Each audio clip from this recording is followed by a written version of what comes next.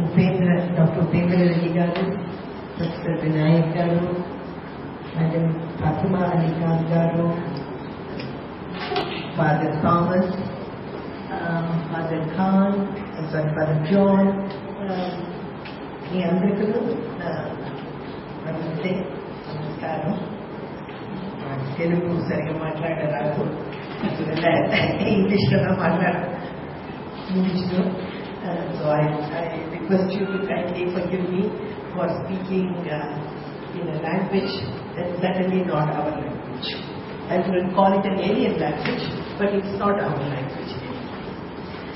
I'm extremely thankful to all those who are here and all of you, and also to the officials of the Education Department, Madam Chandana Khan, Professor Mr.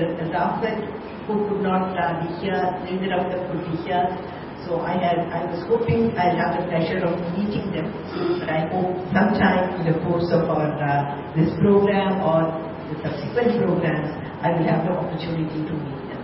I would like to express the heartfelt thanks of my institute and all of us who have been involved in human rights education for more than a decade, that Andhra has opened up its doors to human rights education as no other state has done.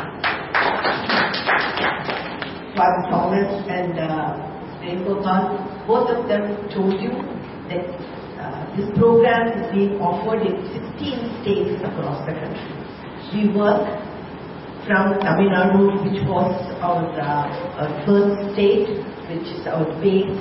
From there up to northeastern states and up to Gujarat and Rajasthan and Uttar Pradesh.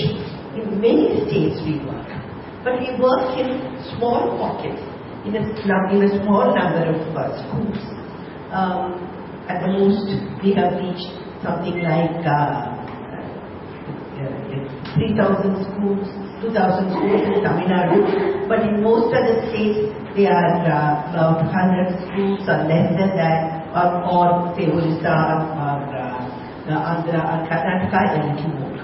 But what we have been unable to do with all our efforts is to be able to reach all the teachers in one state. Now that is a hope, that's a dream that we have been cherishing for a very long time. Because any change in education, any reform in education has to begin with educators. Educating the educators is the first step. And then, unless the state government came forward to extend its full support, to extend its deep interest, not just support, but its evidences its deep interest, it is just not possible. So we have been knocking at the doors of the educational hierarchy for a long time in every state, including my home state. In Tamil Nadu, we could not succeed in doing this.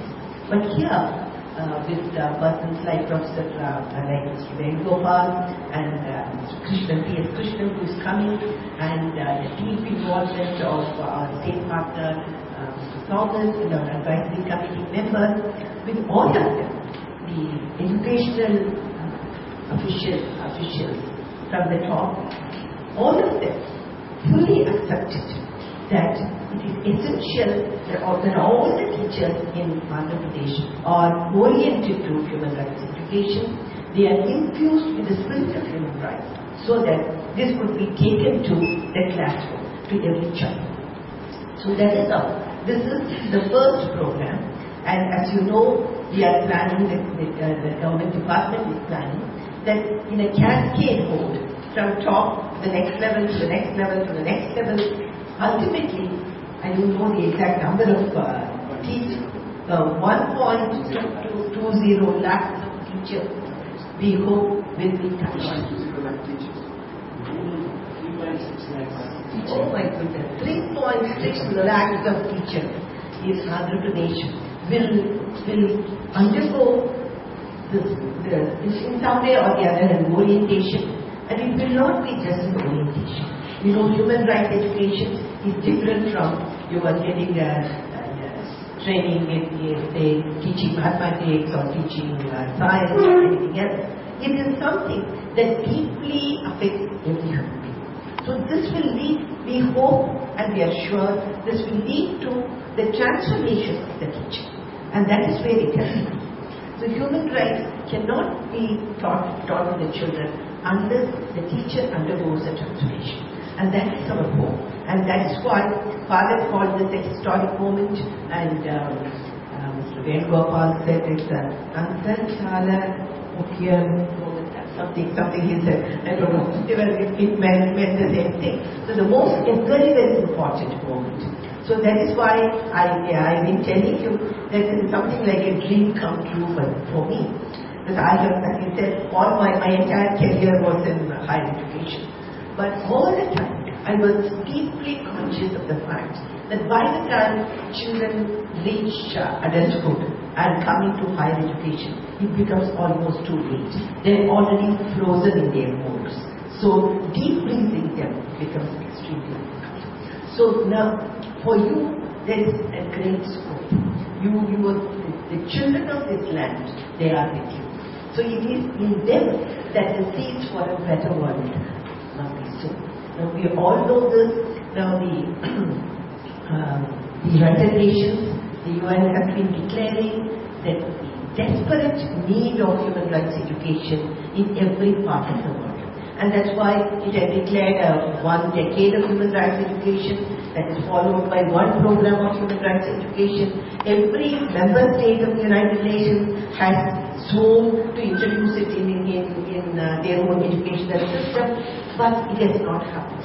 Now in India, very, very unfortunate, we are very unhappy that the government of India has not taken sufficient interest to appreciate the need for human rights education.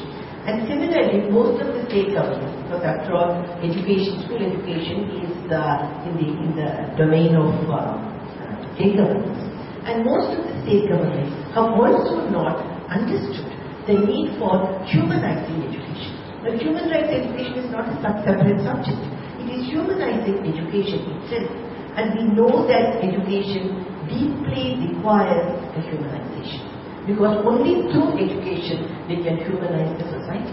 So, Gopal was talking about the ills of today, the ills of our society today. Now we all know that this is a land of 1,000 injustices, 1,000 oppressions, denials, unbearable poverty, extreme patriarchy, extremely castrated mentality. So this is no doubt.